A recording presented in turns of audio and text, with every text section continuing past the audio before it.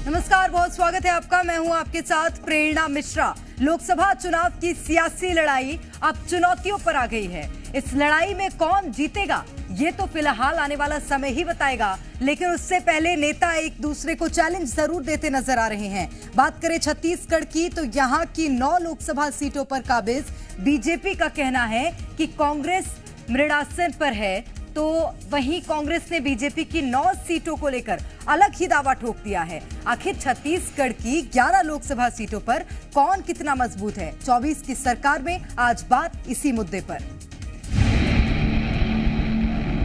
जोरदार तालियों के साथ में अभिनंदन, स्वागत करिएगा। कांग्रेस के लोग हिम्मत है कि किसी सीट में वो कहे कि हम यहाँ पर जीत के ही आएंगे। मैं देता हूँ चुनौती, उन्होंने 9 को रिपीट करके बताए, फिर देखते हैं किसकी ज्यादा सीटें आती है।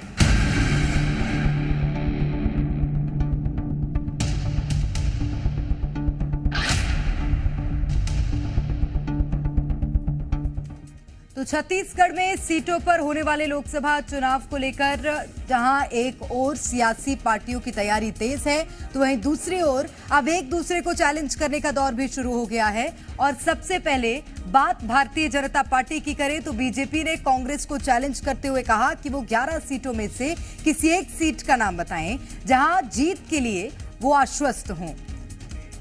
के लोग हिम्मत है कि किसी सीट में वो कहे कि हम यहाँ पर जीत के ही आएंगे। कांग्रेस के लोगों के पूरी तरीके से ताकत खत्म हो चुकी है और उनका वो जो जादुई तंत्र था, उनके तोते उड़ गए हैं। इस बार वो मैच टूटेगा और निश्चित तौर पे भारतीय जनता पार्टी के कार्यकर्ता देश में माननीय नरेंद्र मोदी जी को प्रधानमंत्री बनाने के लिए कृत संकल्पित है। पीसीसी के अध्यक्ष हैं, इसलिए भी नजर आ रहे हैं। लोकसभा के बाद उनको भी गायब हो जाएंगे, मिस्टर गायब हो जाएंगे और उनको भी ढूंढना पड़ेगा। तो ये तो कांग्रेस जिस तरीके से पूरे राष्ट्रीय प्रदेश से गायब हो रही है, छत्तीसगढ़ से भी गायब हो रही है। तो जहां प्रदेश के वन मंत्री केदार कश्यप ने कांग्रेस पर हमला करते हुए कई बयान दिए, तो वहीं दूसरी ओर कांग्रेस की ओर से पलटवार करते हुए भी चैलेंज दिया गया है। कांग्रेस ने बीजेपी को कौन सा चैलेंज दिया, जरा वो सुनिए। अगर केदार कश्यप जी में हिम्मत है तो फिर 11 को रिपीट करके बताए। मैं देता हूं चुनौती, हमको चुनौती दे रहे हैं ना, मैं देता हूं चुनौती, उन्होंने 9 को रिपीट करके बताए, फिर देखते हैं किसकी ज्यादा सीटें आती है। कार्यकर्ताओं में आगामी लोकसभा चुनाव को देखते हुए उत्साह है और उनका एक ही मंशा है कि देश में कांग्रेस की सरकार बनाना है, कांग्रेस गठबंधन की सरकार बनाना है और राहुल गांधी जी को प्रधानमंत्री बनाना है। कुछ सीटों में लगभग नाम तय है, कुछ सीटों में पैनल बना हुआ है। सीईसी का इंतजार है, जब आलाकमान सीईसी का बैठक रखेगी पूरे 11 सीटों पे के नामों पे मोहर लगेगी।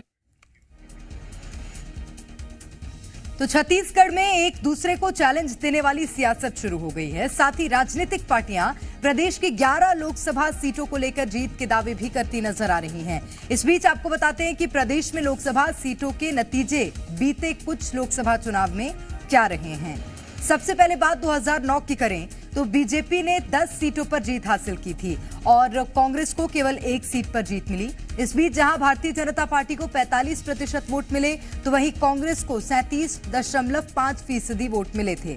अब बात करते हैं साल 2014 में हुए लोकसभा चुनाव की, जहां बीजेपी ने एक बार फिर 10 सीटों पर जीत हासिल की। इस बीच पार्टी को 49.7% वोट मिले, वहीं कांग्रेस को 39.1% वोट हासिल हुए। बात करें 2019 की तो बीजेपी ने 9 सीटों पर जीत हासिल की और उसका वोट प्रतिशत रहा 51.4%। दूसरी ओर कांग्रेस को 2 सीटें मिली और उसका वोट प्रतिशत था 41.5%। बीजेपी का वोट प्रतिशत कांग्रेस के मुकाबले लगातार बढ़ता नजर आ रहा है। तो चलिए अब आपको बताते हैं कि किस सीट पर कौन काबिज है।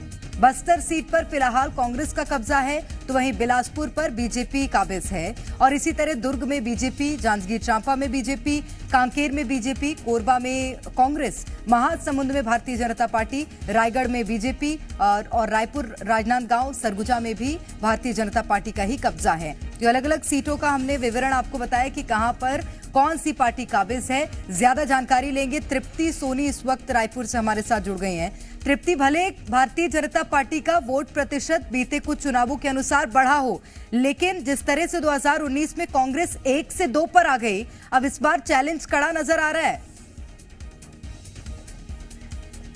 देखिए, चैलेंज नजर यहाँ आ रहा है प्रेरणा जी कि लोकसभा की सीटों में कांग्रेस का इजाफा कर सकती है। इसके 3-4 कारण हैं। कारण ये है कि जांजगीर चांपा लोकसभा के अंदर 8 विधानसभा आती है। 8 की 8 विधानसभा कांग्रेस ने जीती है, एक भी भारतीय जनता पार्टी के हाथ में नहीं है। महासमुंद में भी अगर 8 विधानसभा है तो 4 कांग्रेस के पास है। बस्तर में भी ऐसी स्थिति है कि अब जो आंकड़े हैं वो कांग्रेस के पक्ष में जाते दिखते हैं। राजनांदगांव में भी 50-50 का मामला है। तो ऐसी 4 लोकसभा या 5 लोकसभा दिखती है। कोरबा थोड़ा मजबूत माना जाता है कांग्रेस के लिए, क्योंकि वो सिलसिला रहा है वो बीजेपी का तोड़ने का काम किया चरणदास महंत ने, और चरणदास महंत के बाद में सांसद संभाली उनकी पत्नी ज्योत्सना महंत ने कोरबा की। तो ये 5 सीटें ऐसी है, जांजगीर चांपा, रायगढ़, माफ कीजिएगा रायगढ़ नहीं, जांजगीर चांपा, कोरबा, राजनांदगांव, बस्तर, कांकेर, ये ऐसी सीटें, महासमुंद, ये ऐसी सीटें हैं जो कांग्रेस के लिए थोड़ी प्लस बन रही है। इसलिए हमने देखा कि चुनौती बीजेपी को लगी। केंद्रीय गृह मंत्री अमित शाह गए बस्तर और बस्तर में 3 लोकसभा की बैठक ली। अब जहां तक बयानबाजी की बात की जाए तो बयानबाजी ये है, दीपक बैज कह रहे हैं कि 9 के 9 सांसदों को रिपीट कर दीजिए, मैदान में पता चल जाएगा। तो वाकई में दीपक बैज का ये इशारा करना चाहते हैं कि मोदी फैक्टर काम नहीं करेगा और वो चेहरे काम नहीं आएंगे, या वो ये कहना चाह रहे हैं कि वो चेहरे तो ऐसे ही जीत गए 2019 में। तो ये सबसे बड़ी चुनौती है। अगर बात की जाए विधानसभा चुनाव 2023 की, तो कई सांसदों को मैदान में उतारा भारतीय जनता पार्टी ने, जिसमें दुर्ग से विजय बघेल भी हैं जो विधानसभा का चुनाव हार गए, पूर्व मुख्यमंत्री भूपेश बघेल के सामने लड़ रहे थे। तो उनको क्या रिपीट किया जाएगा, ये अभी भी संशय बना हुआ है। रेणुका सिंह जो अब विधायक रह गई हैं, पूर्व केंद्रीय राज्य मंत्री रही, वो सिर्फ अब विधायक रह गई हैं, क्या वो सरगुजा लड़ेंगी? ये अभी कई तरीके के कयास बने हुए हैं। बीजेपी किन चेहरों को उतारेगी और क्या वाकई में इस बार संतुलन बैठाया जाएगा, ये देखना होगा। चुनौती यही है भारतीय जनता पार्टी के पास कि जो मोदी फैक्टर है और इसके साथ ही बीजेपी के कामकाज और सरकार का जो प्लस पॉइंट होता है, जो सत्ता में होता है, वो जाहिर तौर पर थोड़ा प्रभाव पड़ता है। ये हालांकि कांग्रेस के लिए देखने को नहीं मिला था, लेकिन एक सीट कांग्रेस ने गेन जरूर की थी, बस्तर की।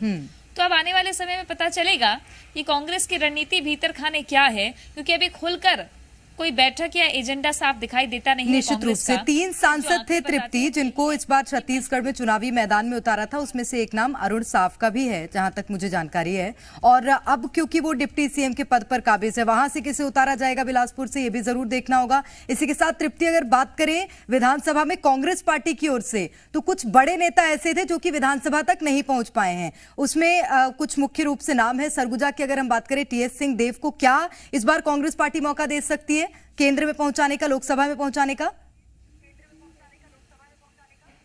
जो कांग्रेस के भीतर खाने खबर है, जो सूत्रों से खबरें मिलती है कि लोग चाहते हैं, पार्टी आलाकमान भी चाहते हैं कि जो बड़े लीडर्स हैं वो लोकसभा के मैदान में जाएं, चाहे वो पूर्व सीएम भूपेश बघेल ही क्यों ना हो। तो ऐसे में क्या जो फॉर्मूला सांसदों को लेकर के विधानसभा चुनाव में बीजेपी ने आजमाया, उसी फॉर्मूले पर कांग्रेस जा सकती है? ये सवाल इसलिए बन जाता है क्योंकि जो बड़े नेता है, हालांकि टीएस सिंहदेव कह चुके हैं कि मैं लड़ने का इच्छुक नहीं हूं लोकसभा, पूर्व सीएम भूपेश बघेल भी कह चुके हैं, इसलिए बीजेपी तंज कसती है कि वहां तो कोई अपना पैर कुल्हाड़ी पे रखने को तैयार ही नहीं है। तो ये फॉर्मूला काम आएगा नहीं आएगा, क्योंकि जब विधानसभा चुनाव में हार हुई उसके बाद से कार्यकर्ताओं में भी खुलकर नाराजगी देखने को मिली कांग्रेस पार्टी में। वो डैमेज कंट्रोल कितना हुआ होगा ये समझ में नहीं आता। तो डैमेज कंट्रोल से 2 बातें समझ में आती है। अगर बड़े दिग्गज चेहरे उतर गए फिर से लोकसभा में, तो क्या उनके कार्यकर्ता जिनकी मेहनत के बावजूद वो नहीं जीत पाए अपनी छवि या किसी काम की वजह से, तो वो ऑलरेडी मायूस हैं, तो क्या फिर से सपोर्ट करेंगे? दूसरी बात ये, अगर ये लड़ लेते हैं और एक बार हार मिल गई है, दोबारा जीतने की क्या गुंजाइश है?